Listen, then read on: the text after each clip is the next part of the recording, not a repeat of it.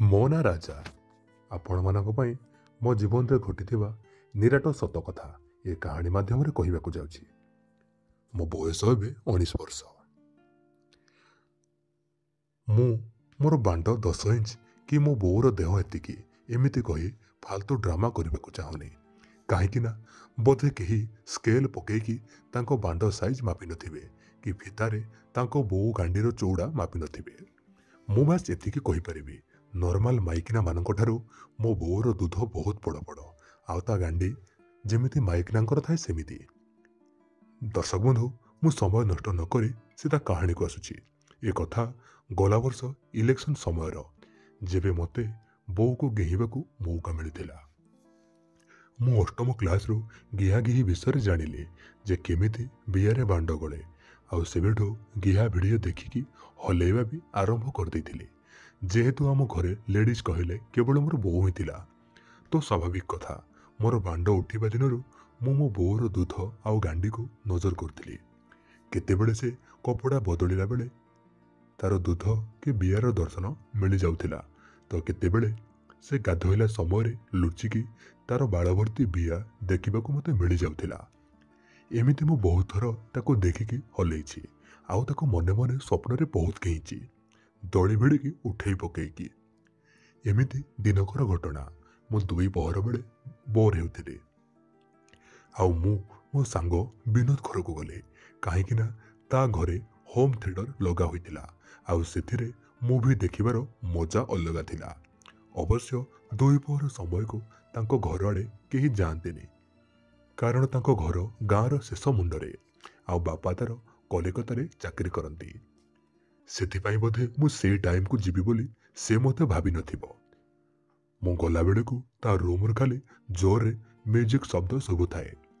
ମୁଁ ଭାବିଲି ବୋଧେ ସେ ମୁଭି ଦେଖୁଛି, ଆଉ ଡାକିଲେ କାଳେ ଶୁଭିବନି। ସେଇଆ ଭାବି ମୁଁ ତାଙ୍କ ବାଉଣ୍ଡ୍ରି ଚଢ଼ିକି ତାଙ୍କ ଉପର ବାଲକୋନି ଦେଇକି ତା ରୁମ୍କୁ ଯିବା ଲକ୍ଷ୍ୟରେ ଗଲି। ତା ରୁମ୍ ତାଙ୍କ ଛାତ ଉପରେ ଥାଏ, ଆଉ ସେଟା ଆମ ସାଙ୍ଗମାନଙ୍କର ନିଶା ଖାଇବାର ଜାଗା। ଆମେ ଯେବେ ପ୍ଲାନ୍ କରୁ ରାତିରେ ଏମିତି ତା ରୁମ୍କୁ ଚଢ଼ିକି ଯାଉ। ମୁଁ ସେମିତି ଯାଇକି ତା ଝରକା ପଟେ ଦେଖିଲା ବେଳକୁ ମା ଗିହା ବିନୋଦ ତା ବୋଉକୁ ଖଟରେ ପକେଇକି ଗେହୁଛି। ମୁଁ ସଙ୍ଗେ ସଙ୍ଗେ ସେ ଝରକା ଆଢ଼ୁଆଳରେ ଲୁଚିଗଲି, ଆଉ ତାଙ୍କର ଖେଳ ଦେଖିବାକୁ ଲାଗିଲି। ବିନୋଦ ତା ବୋଉର ଗୋଡ଼କୁ ପୁରା ମେଲେଇ ତା ହାତରେ ଜାକି ଦେଇକି ବିଆରେ ମାଣ୍ଡକୁ ମାଡ଼ି ଦେଉଥାଏ। ଶଳାଟା ଭାଇଗିରା ଖାଇଥିଲା ନା କ'ଣ କେଜାଣି ମେସିନ୍ ଭଳିଆ କୁଟୁଥାଏ। ମୁଁ କ'ଣ କଲି ନା ମୋବାଇଲ କାଢ଼ିକି ଲୁଚିକି ସୁଟିଂ କଲି ସବୁ ଦୃଶ୍ୟର। ସେତିକି ବେଳକୁ ତା ବୋଉ କହିଲା, କେତେ ବେଳ ରଖିଛୁ କିରେ? ଏଇନା ରୋଷେଇ କଲାବେଳେ ବାଣ୍ଡ ଉଠିଲା ଯେ ରଖେଇ ବସେଇ ଦେଲୁନି ଯେ ଗିହାଗିହି ହେଲେ।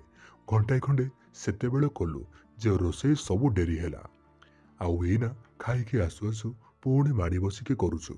ବିନୋଦ କହିଲା, ବାପା ଆସିକି ମାସେ ରହିଲେ ଯେ ମୋତେ ଜମାରୁ ବିଆ ଦେଖେଇଲୁନି। ସେତିକି ଦିନ ଆଉ ଏବେ ମୋତେ ଯେବେ ମୌକା ମିଳିଛି ମୁଁ ମନ ଶାନ୍ତି ହବା ଯାଇ ଗିହିବି। ସବୁ ମୋର ଷ୍ଟକ୍ ମାଲ ତ ବିଆରେ ଲୋଡ୍ କରିବି। ତାଙ୍କର ଏମିତି ଖେଳ 10 ମିନିଟ୍ ଖଣ୍ଡେ ଚାଲିଲା। ତାପରେ ବିନୋଦ ତା ବୋଉର ବିଆରେ ଖଲାସ କରିଦେଲା। ଶଳା କେତେ ବୀର୍ଯ୍ୟ ଛାଡ଼ିଥିଲା କେଜାଣି ତା ବୋଉର ବିଆରୁ ବହିକି ଖଟରେ ଯାଇକି ପଡ଼ୁଥିଲା। ଏତିକି ବେଳେ ମୁଁ କ'ଣ କଲି ନା ଧୀରେ କିନା ସେଠୁ ପଳେଇ ଆସିଲି, ଆଉ ମନେ ମନେ ଭାବିଲି ସ୍ୱାମୀ ନାହିଁ ବୋଲି ତା ବୋଉର ଗୋଲୁ ହେଉଛି, ଆଉ ସେ ତା ପୁଅକୁ ଗେହିବାକୁ ଦେଉଛି। ସଙ୍ଗେ ସଙ୍ଗେ ମୋ ଆଖିରେ ବୋଉକୁ ଗେହିବାର ସ୍ୱପ୍ନ ଆସି ବସିଲା। ମୁଁ ଭାବିଲି ମୋ ବାପା ବି ତ ବାହାରେ ରହୁଛନ୍ତି, ମୋ ବୋଉର ବିଆ ବି ଗୋଲୁ କରୁଥିବ।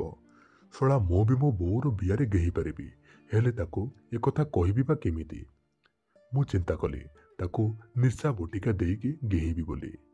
କାହିଁକି ନା ନିଶା ବଟିକା ଭଲ କି ଦେଇଦେଲେ ସେ ମଣିଷ କିଛି ବି ଜାଣିପାରିବନି। ସେଦିନ ରାତିରେ ମୁଁ କ'ଣ କଲି ନା ବୋଉର କ୍ଷୀର ଗ୍ଲାସରେ 2ଟା ବଟିକା ମିଶେଇ ଦେଲି, ଆଉ ରାତିକୁ ଅପେକ୍ଷା କଲି। ରାତି ପ୍ରାୟ 1ଟାଏ ବେଳକୁ ମୁଁ ଧୀରେ କିନା ବୋଉର ରୁମ୍ ଡୋର୍ ଖୋଲିଲି, ଆଉ ଭିତରକୁ ଗଲି। ଦେଖିଲି ସେ ପୁରା ନିଦରେ ଶୋଇଛି। ଚେକ୍ କରିବା ପାଇଁ ତାକୁ ହଲାହଲି କଲି, ହେଲେ ସେ ସେମିତି ଶୋଇଥାଏ। ମୁଁ ସେଠୁ ଧୀରେ ଧୀରେ ତା ଦୁଧକୁ ଚିପିଲି ବ୍ଲାଉଜ ଉପରୁ, ତାପରେ ଦୁଧକୁ ଭିତରୁ କାଢ଼ିଲି। ଆଉ ତାର ଦୁଧ ଦେଖି ମୁଁ କିଛି ସମୟ ଯାଏ ସେମିତି ଅନେଇକି ରହିଲି, एते बड़ दूध मु को भिडियो भी देखिनी। सतरे देखिबा तो दूरर कथा। मु आउ काल विलंब नकरी मन इच्छा दूध को खाई चलिली। चुचुमी चुचुमी पूरा दूध को लाली करदेली। तापर धीरे धीरे मु शाढ़ी साया तलपटू टेकिली अंटा पर्यंत। उफ, बोर के बिया होइछि। शला बिया खाली बाଳରେ भर्ती। आ बियार चिरा जहा हेले भी चाखंडे हेबो। एते पाखरु एते बड़ बिया देखी मो बांड पूरा झणझण होइकला। मो बांड को देखिला बेलको बांड नाळ गड़े साराणी। मो बांड को देखी कहले, रह आउ टिके, आज पशिबु ए बिया गातरे। एते दिन हला स्वप्नरे ए बिया को गेहुथिलु, आज सतरे गेइबु। तापरे मो मोर नाक नेकी बिया पाखरे लगेली। ओह कि बास्ना! से मुतुरा मुतुरा बास्ना को मु आउ रही पारलिनी। सीधा मुह मुरेकी चाटिली। बेसी समय रही पारलिनी। एबे सीधा बांडरे छेप टिके लगेकी बियारे गेंजिली। हेले प्रथम थर हेतु मु कणा पाइलिनी। सेठू जाइके रूमर लाइट लगेकी आसिली। आउ बोर जंघ मझिरे आंठेई पड़िली। बियार बाल को साइड करिकी बिया को दुई आंगुली चिरी धरिली। एथर गात मते पूरा देखागला। आउ डेरी नकरी बांड छोड़िकी मारिली बोर बियारे। भस किना गलीगला मोर बांड से बड़ बिया भितरे। तापर अंटा हले हले गांडी को उठे पके गेहिबा आरंभ कली। एमिति लागुथिला मो बांड को गरम चुली भितरे गली जाइछि। मु पूरा विकल होइकी तार अमृत भंडा दूध को दली दली नादी नादी गेही चलिली। बेसी समय मु बोर बियार गरम को सही पालिनी। भस भस करिकी सबु बीर्ज को ता बिया भितर को छाड़ीदेली। किछि समय सेमिति ता उपरे पड़ी रहिबा परे मु उठी आसिली। मु देखिला बेलକୁ ता बियारू खाली बीर्ज बाहरुछि। एते गाढ़ आउ एते परिमाणर बीर्ज केबे बोधे बही नथिबो मो बांडरू। मु टिके पछापछि कला परे मो बोऊ को देखिली। से सेमिति शोइछि। मोर बांड ता मुहरे पुरेबाकू इच्छा हैला। तापरे मु ता मुहरे नेइके बांड गळेली। मुहरे गळेला परे बांड को पुणी गोटे अलगा मजा लागिला। आउ मोर बांड पुणी ठिया हैला। मो पुणी बियारे बांड गळेकी गेही चलिले। एथर सेकेंड टाइम होइथिबारु बांड भल कि समय नेइकी गेहुथाए। मु पूरा जोरदार थाप मारुथाए। आउ बोऊ को देखुथाए से सेमिति शोइथाए। मो मने मने कहूथाए, आलो बोऊ देख तो पुओ केमिति तो बियारे गेहुछि। जो बाट देइके जन्म होइथिले आज सेई बाटरे मोर बांड गळेकी नाळ बाहर करुछि। एथर बाहरला टाइम को मो बांड को जेते पारिले सेते भितर को मारी देइकी बीर्ज छाड़िली। ओह कि शांति, कि गिहालिया बिया बोऊर। मु एसबु सतरे करुछि ना स्वप्न देखुछि निजे भी विश्वास करिपार नथिले। सेथिपाई मोबाइल कैमेरा ऑन करिकी फोटो मध्य नहीं गली। आउ तार साड़ी को ठीक ठाक करिकी मो रूम को मु पळे आसिली। से दिन भलिया निद मते आज जाए होइनी। ता परदिन सकाळु उठिला परे मु लक्ष्य कली मो बोऊ केमिति गोटे संदेह दृष्टि मते चाहिछि। से दिन रातिरे मु पुणी ताकू बटिका देइकी गड़े तड़े पकेइकी बिकଳରେ आहुरी 3 थर कुटिली। मु बिकल होइकी ताकू पूरा लंगड़ा कर देइजिले जे आउ से सबु साड़ी साया भल से पिंधेई पारलेनी। एथर भी सबु बीर्ज को पूरा ता बियार मूल जाए बांड को ठेसिकी छाड़ीथिली। ता परदिन बोऊर रिएक्शन नॉर्मल थिला। से दिन रातिरे मु पुणे बोऊर क्षीर बटिका मिसाई देइकी राति को अपेक्षा करिकी रहिली। मु तापरे टाइम देखिकी गली पुणे बोऊर बिया चाखिबाकू।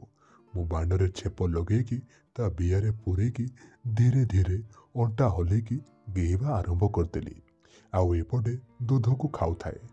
मु तापरे चुमा चाटी करिबा पई जेतेबेले मो बोऊर ओठ आडकू गली देखिली बोऊ अनेकी मते देखुछि। मु पूरा शौक होइगली। आउ धड़पड़ उठी पड़िली बोऊ उपरू। मोर उठिबा देखिकी बोऊ कहला, अरे एमिति अधारू काहींकी उठी पड़िलो, नाळ खसिथिले सिना उठी थांतु। मु कहली ना बोऊ, मु बास एमिति टिके। बोऊ कहला कौन एमिति टिके, गला 2 दिन हैला मो बियारे गेहिकी तो तू पूरा पानी बाहर कर सारिछु। आउ कौनटा बाकी अछि जे उठी पड़िलो। इति कही से हसीदेला। मु कहली तू केमिति जानिलु बोऊ। मु पूरा आश्चर्य होइगली। ବୋଉ କହିଲା, ଆରେ ବେଧ ଛୁଆ, ସବୁଦିନ ପୋଳାଏ ଲେଖାଏଁ ବୀର୍ଯ୍ୟ ମୋ ବିଆ ଭିତରେ ଛାଡ଼ୁଛୁ ଯେ ସକାଳୁ ଆଙ୍ଗୁଳି ନ ମାରିକି ଯେତେ କାଢ଼ିଲେ ବି ଯାଉନି। ଘରେ ତୋ ଛଡ଼ା ଆଉ କିଏ ମର୍ଦ୍ଦ ଅଛି ଏଇନା ଯେ ମୋ ବିଆରେ ଚାଷ କରିବ? ମୁଁ କହିଲି, ହେଲେ ବୋଉ। ବୋଉ କହିଲା, ତୁ କ୍ଷୀରରେ କିଛି ଗୋଟେ ମିଶାଉଥିଲୁ, ମୁଁ ଜାଣିଛି। ପ୍ରଥମ ଦିନ ମୋତେ ବିଶେଷ କିଛି ଜଣାପଡ଼ିଲାନି, ହେଲେ ଦ୍ୱିତୀୟ ଦିନ କ୍ଷୀରକୁ ମୁଁ ପିଇଲା ବେଳେ ଟିକେ ପିତା ପିତା ଫିଲ୍ କଲି। ଆଉ ଆଜି ମୁଁ କ୍ଷୀର ନ ପିଇକି ଢାଳି ଦେଇଥିଲି ଏଇଆ ଦେଖିବା ପାଇଁ ଯେ ମୋ ପୁଅ କେମିତି ମୋତେ ଘେଉଁଛି। ମୁଁ କହିଲି, ତାହେଲେ କ'ଣ ଜାଣିଲୁ ତୁ? ମୁଁ ଏଥର ଟିକେ ରିଲାକ୍ସ ହୋଇକି କହିଲି। ବୋଉ କହିଲା, ଆଗରୁ କେବେ କାହା ବିଆ ଘେହିନୁ ବୋଧେ, ସେଥିପାଇଁ ଏମିତି ଆକୁଳିଆ ହୋଇକି ଘେଉଁଛୁ। ମୁଁ କହିଲି, ହଁ ବୋଉ, ତୁ ମୋର ପ୍ରଥମ ଶିକାର। ବୋଉ କହିଲା, ତାହେଲେ ମୁଁ କେତେ ଭାଗ୍ୟବାନ ଯେ ତୋ କୁମରତ୍ୱ ମୋ ବିଆରେ ହାରିଛୁ ତୁ। ମୁଁ କହିଲି, ହଁ ବୋଉ, ମୁଁ ବି ବଡ଼ ଭାଗ୍ୟବାନ ଏମିତି ଗୋଟେ ଗିହାଳିଆ ବିଆରେ ଘେହିଲି, ସେ ପୁଣି ମୋ ନିଜ ବୋଉର। ବୋଉ କହିଲା, ହଉ ତୁ ଚିନ୍ତା କରନି, ତୋତେ ମୁଁ ଘେହିବାର ସବୁ କଳା ଶିଖେଇଦେବି, ଆ ଚଢ଼ିଆ ମୋ ଉପରକୁ। ମୁଁ ପୁଣି ଯାଇକି ବାଣ୍ଡକୁ ଗଳେଇ ଦେଲି ବୋଉର ବିଆରେ। ଏଥର ସେ ବି ତାଳ ଦେଇକି ମୋ ଠାରୁ ଘିଆ ଖାଇବାକୁ ଲାଗିଲା। ମୁଁ କହିଲି, ବୋଉ, ମୁଁ ଶୁଣିଛି କୁଆଡ଼େ ବିଆରେ ରେଗୁଲାର ବାଣ୍ଡ ନ ପୋଷୁଥିଲେ ବିଆ ତିଘଟ ଲାଗେ, ହେଲେ ତୋ ବିଆରେ ତ ମୋ ବାଣ୍ଡ ଭୁସ୍ ଭୁସ୍ ଗଳୁଛି। ବୋଉ କହିଲା, ଆରେ ମୁଁ ମୋ ବିଆକୁ ବେଶୀ ଦିନ ପଡ଼ିଆ ରଖେନି, ଯାହା ହେଲେ ବି ଗୋଟିଏ ସପ୍ତାହରେ ମୋ ବିଆରେ ବାଣ୍ଡ ଥରେ ସିଓର ପଶିବ। ମୁଁ କହିଲି, ତୁ କାହା କାହା ସଙ୍ଗେ ଗିଆ ଘି କରିଛୁ ବାପାଙ୍କ ଛଡ଼ା? ବୋଉ କହିଲା, ମୋର ସିଲ୍ ମୋର ଭାଇ ନେଇଥିଲା, ମାନେ ଫିଟେଇଥିଲା। ତା ଛଡ଼ା କଲେଜ ସମୟରେ 3 ଜଣ ମୋତେ ପେଲୁଥିଲେ। ବାହା ହେଲା ପରେ ତୋ ବାପା ତ ସବୁବେଳେ ବାହାରେ ରହନ୍ତି। ମୁଁ ମୋର ବିଆର ଗୋଲୁ ୟା ତାଠୁ ମାରେ। ସେଇ ଭିତରେ ତୋ ଦାଦା, ତୋ ଟ୍ୟୁସନ୍ ସାର୍, ଆମ ଘର ପାଖ ଅକ୍ଷୟ, ବେଳେବେଳେ ତୋ ମାମୁଁ ଆସିକି ଶାନ୍ତି କରେ। ଆଉ ତୁ ଯେଉଁ ସାଙ୍ଗ ହେଉଛୁ ଗାଁର ସରପଞ୍ଚ ପୁଅ ରାଜେଶ, ଏମିତି ସବୁ। ମୁଁ କହିଲି, ତୁ ଏତେ ଜଣଙ୍କଠୁ ଘିଆ ଖାଉଛୁ, ହେଲେ ମୋ ବାଣ୍ଡ କେବେଠୁ ତୋ ବିଆରେ ଗଳିବ ବୋଲି ଡହଳ ବିକଳ ହେଉଛି। ତୁ ମୋତେ ଏବେ ବିଆ ଦେଖେଇଲୁ। ବୋଉ କହିଲା, ହଉ, ଏବେଠୁ ତୁ ମୋତେ ଯେତେ ପାରୁଛୁ ଘେହିବୁ, ତୋର ଯେତେବେଳେ ଇଚ୍ଛା ହେବ ଘେହିବୁ। ମୁଁ ସେଦିନ ତାକୁ ଉଠେଇ ପକେଇ ଗୋଡ଼େଇ ତୋଡ଼େଇ ମନ ଇଚ୍ଛା ନିର୍ଦ୍ଧୁମ ଘେଇଲି।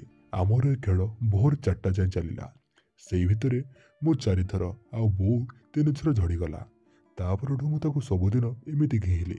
ସବୁଦିନ ରାତିରେ 3 ଟ୍ରିପ୍, ପାହାନ୍ତିଆରେ ଥରେ, ଗାଧୋଇଲା ବେଳେ ଥରେ, 2 ପହର ଖାଇସାରିକି ଥରେ, ସନ୍ଧ୍ୟାରେ ଉଠିଲା ପରେ ଥରେ।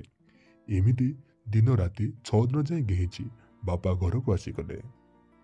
ମୋ ମୁଣ୍ଡରେ ଚଡ଼କ ପଡ଼ିଗଲା ଯେ କେମିତି କ'ଣ କରିବି। ବଡ଼ କଷ୍ଟରେ 5 ଦିନ କଟେଇଲି, ହେଲେ 6 ଦିନକୁ ଆଉ ସମ୍ଭାଳି ପାରୁନଥାଏ। ବୋଉକୁ ଦେଖିଲା ମାନେ କି ତା ଗାଣ୍ଡିକୁ, ତା ଦୁଧକୁ ମୁଁ ଚିପୁଥାଏ। କାକୁତି ମିନତି ହୋଇକି ବୋଉକୁ କହୁଥାଏ ଥରୁଟେ କରିବା ପାଇଁ, ହେଲେ ବୋଉ ଜମାରୁ ଧରାଛୁଆଁ ଦେଉନଥାଏ। ମୋ ମୁଣ୍ଡ ପୁରା ପାଗଳଙ୍କ ଭଳିଆ ହୋଇଯାଉଥାଏ। ଯେତେବେଳେ ବାପା ଜଳଖିଆ କରୁଥାନ୍ତି, ମୁଁ ଦେଖିକି ବୋଉ ରୋଷେଇ ଘରେ ଅଛି। ମୋ ସଙ୍ଗେ ସଙ୍ଗେ ଯାଇକି ବୋଉକୁ ଜାବୁଡ଼ି ଧରିଲି। ମୋ ଅବସ୍ଥା ଦେଖି ବୋଉ କହିଲା, ହଉ ବାଣ୍ଡ କାଢ଼, ମୁଁ ଟିକେ ଚଷି ଦେଉଛି। ମୁଁ ବାଣ୍ଡ କାଢ଼ିକି ଦେଖେଇଲି। ସେ ତଳେ ବସି ପଡ଼ିକି ଟିକେ ଚଷିଛି କି ନାହିଁ ବାପାଙ୍କର ଡାକ ଶୁଭିଲା ଯେ ଆଉ ଗୋଟେ ଚକୁଳି ଦିଅ ବୋଲି। ବୋଉ ଯାଇକି ତାକୁ ଦେଇକି ଆସିଲା। ସେ ଆସିଲା ପରେ ମୋ ଆଡ଼କୁ ଗାଣ୍ଡି ଦେଖେଇକି ତା ଶାଢ଼ୀ ସାୟା ଟେକି ଗାଣ୍ଡି ଯାଏ ଧରିଲା। ଆଉ ମୋତେ କହିଲା, ବାପାଙ୍କୁ ଦେଖିକି କାମ କର। ମୁଁ ମୋର ବାଣ୍ଡକୁ ମାଡ଼ିଦେଲି ସିଧା ବିଆ ଭିତରେ, ଆଉ ଏପଟେ ବାପାଙ୍କୁ ଦେଖୁଥାଏ। ବାପାଙ୍କର ଖିଆ ସରିଗଲା ପରେ ସେ ପୁଣି ବୋଉକୁ ଡାକିଲେ, ଆଉ ବୋଉ ଚାଲିଗଲା। ମୋର କିନ୍ତୁ ବାହାରି ନଥାଏ। ସେଠିକି ଯାଇକି ବୋଉ ମୋତେ ଇସାରାରେ କହିଲା ଯେ ଆଉ ଏଇନା ହବନି। ବାଧ୍ୟ ହୋଇକି ଯାଇ ମୁଁ ଗାଧୁଆ ଘରେ ହଲେଇକି ଆସିଲି। ତାପରେ 11ଟା ବେଳକୁ ମୁଁ ମୋ ରୁମ୍ରେ ଥିଲି। ବୋଉ ଗାଧୋଇ ଯାଇଥିଲା ଆଉ ମୋତେ ଡାକିଲା। ମୁଁ ଗଲାବେଳକୁ ବୋଉ କହିଲା, ମୋର ପିଠି ପଟେ ମୁଁ ସାବୁନ ଲଗେଇ ପାରୁନି, ଆସ ଟିକେ ମୋର ଲଗେଇଦବୁ। ମୁଁ ଭିତରକୁ ପଶି ଗଲା ବେଳକୁ ବୋଉ ପୁରା ଲଙ୍ଗଳା ହୋଇକି ଅଛି। ମୁଁ ପଶୁ ପଶୁ ସେ ଡୋରଟା ଭିତର ପଟୁ ଲକ୍ କରିଦେଲା ଆଉ କହିଲା, ଆସ ତୋ ନିଆଁକୁ ଶାନ୍ତି କର। ମୁଁ ପୁରା ଖୁସି ହୋଇକି ତାକୁ ଦଳି ଭିଡ଼ିକି ସେମିତି ଠିଆ ଠିଆରେ ଘେଇ ଚାଲିଲି। ବିକଳରେ ଘେଉଥିବାରୁ ମୋର ମାଲ ସଙ୍ଗେ ସଙ୍ଗେ ବାହାରି ଗଲା, ହେଲେ ବାଣ୍ଡ ସେମିତି ଠିଆ ହୋଇକି ଥାଏ। ପୁଣି ବିଆରେ ପଶେଇକି ବାଣ୍ଡକୁ ଘାଣ୍ଟିଲି। ଏଥର ତାକୁ ବସେଇକି ଡଗି ପୋଜରେ ଟେକି ଧରିକି ଘେଇ ଚାଲିଲି। ହେଲେ କେତେ ସମୟ ହୋଇଗଲା ଯେ ଆମକୁ ସମୟ ଜଣା ନାହିଁ। ବାପା ଆସି ଡୋର ବାଡ଼େଇଲେ, କହିଲେ, ଆରେ କ'ଣ କରୁଛ ମା ପୁଅ ସେତେବେଳୁ? ମୋତେ ପରିସ୍ରା ଲାଗିଲାଣି, ବାହାର ସେ ଭିତରୁ। ସେତିକିବେଳେ ବୋଉ କହିଲା, ରୁହ ଟିକେ ପୁଅ ମଇଳା ଛଡ଼ଉଛି, ମୋ ଦେହରୁ ବହୁତ ଦିନ ହେଲା ବାହାର କରିନି ମୁଁ ବି ଭିତରେ ଥାଇକି କହିଲି, ହଁ ବାପା 5 ଦିନ ହେଲା ମଇଳା ଜମିକି ଅଛି, ଟିକେ ସମୟ ଲାଗିବ, ଅପେକ୍ଷା କର। ଆଉ ତାପରେ ମୁଁ ଆଉ ବୋଉ ଦୁହେଁ ଦୁହିଁଙ୍କୁ ଦେଖିକି ହସାହସି ହେଲୁ। ଆଉ ସେ ସେମିତି ଗିହା ଖାଇକି ମାନେ ଗିହା ଗିହି ହେଇକି ବାହାରକୁ ଆସିଲୁ। ସେବେଠୁ ବାପା ରହିଲା ଯାଏ ବୋଉ ଆଉ ମୁଁ ଗାଧୁଆ ଘରେ ଗିହା ଗିହି କରୁ। କେତେବେଳେ ବାପା ବାହାରକୁ ବୁଲି ଗଲାବେଳେ ରାତିରେ ବୋଉ ମୋର ଗୋଡ଼ ଘଷିଦେବା ବାହାନାରେ ମୋ ଠାରୁ ଧୁମ୍ ଗିହା ଖାଏ। ତାପରେ ବାପା ଗଲାପରେ ଆମେ ପୁଣି ସ୍ୱାମୀ ସ୍ତ୍ରୀ ଭଳିଆ ଗିହଣା ଖେଳରେ ମାତିଯାଉ। ଏଇ ଥିଲା ମୋର ପ୍ରଥମ ଏକ୍ସପିରିଏନ୍ସ, ଯାହାକି ନିଜ ବୋଉ ସହିତ। ଦର୍ଶକ ବନ୍ଧୁ, କାହାଣୀ କେମିତି ଲାଗିଲା କମେଣ୍ଟ ସେକ୍ସନରେ ନିଶ୍ଚୟ ଜଣେଇବେ। ହଁ, କିନ୍ତୁ ତା ପୂର୍ବରୁ ଯଦି ଆପଣମାନେ ଆମ ଟେଲିଗ୍ରାମ ଚ୍ୟାନେଲରେ ଜଏନ୍ କରିବାକୁ ଚାହୁଁଛନ୍ତି, ତାହେଲେ ଏହି ଭିଡ଼ିଓର ତଳେ କମେଣ୍ଟ ସେକ୍ସନରେ ପିନ୍ କରାଯାଇଥିବା ଲିଙ୍କ ଉପରେ କ୍ଲିକ୍ କରନ୍ତୁ। ଆପଣ ଡାଇରେକ୍ଟଲି ଯାଇକି ଆମ ଟେଲିଗ୍ରାମ ଚ୍ୟାନେଲରେ ପହଞ୍ଚିଯିବେ। ଆଉ ଯେଉଁମାନେ ଜାଣିନାହାନ୍ତି ଟେଲିଗ୍ରାମ କ'ଣ, ଟେଲିଗ୍ରାମ ହ୍ୱାଟ୍ସଆପ୍ ଭଳି ବହୁତ ହି ଗୋଟେ ସେଫ୍ ଆପ୍। ଯେମିତି ହ୍ୱାଟ୍ସଆପ୍ରେ ଆପଣ ମେସେଜ୍ କରିପାରୁଛନ୍ତି, ଗ୍ରୁପ୍ରେ ରହିପାରୁଛନ୍ତି, ଟେଲିଗ୍ରାମରେ ବି ସେସବୁ କିଛି କରିହେବ। କିନ୍ତୁ ହ୍ୱାଟ୍ସଆପ୍ରେ ଆପଣଙ୍କୁ ମୋବାଇଲ ନମ୍ବର ଶୋ କରିବ, ଟେଲିଗ୍ରାମରେ ତାହା ଆପଣ ହାଇଡ଼୍ କରିପାରିବେ, ଯେଉଁଟାକି ଆପଣଙ୍କର ପ୍ରାଇଭେସି ରହିଲା। ଆପଣ ରହିଲେ ଆଉ ଏନ୍ଜୟ କଲେ। ଆଉ ହଁ, ଆପଣମାନଙ୍କୁ এই କାହାଣୀ କେମିତି ଲାଗିଲା ଆପଣମାନଙ୍କର ମତାମତ କମେଣ୍ଟ ସେକ୍ସନରେ ଆପଣଙ୍କ ମତାମତ ନିହାତି ଜଣାନ୍ତୁ। ଆଉ ଏଇଭଳି ନୂଆ ନୂଆ କୋଶ ଓ ରୋମାଞ୍ଚକର କାହାଣୀ ଶୁଣିବା ପାଇଁ ଆମ ଚ୍ୟାନେଲ ସହ ଯୋଡ଼ି ହୋଇଥାନ୍ତୁ।